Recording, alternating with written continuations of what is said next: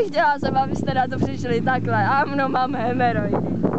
Ale to se stává. To se vyléčí. Nebojte, děvčátka. A ty zmrdí druhý. Vůbec se nebojte. Hele, tady pneumatika. Co takhle čornou pneumatiku? Takže dneska v dnešním dílu si povíme, jak čornout pneumatiku. A víš, že tě tam vůbec není slyšet? A to máš jedno. Jáš si prdel. Já to nebudu furt natáčet. Ne. Nejdu. Chtěla si tam být celá. A víš, že tohle je první díl? No.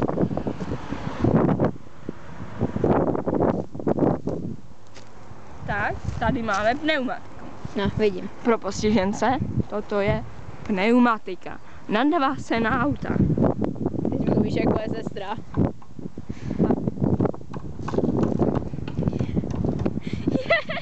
To asi ne. Chceš vzít tašku? Ano.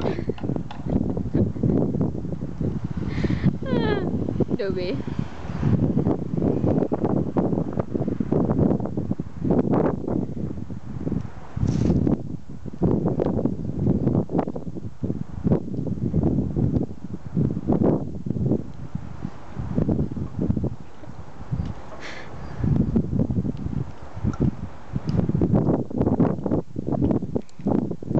Ale víš, že mám málo baterky?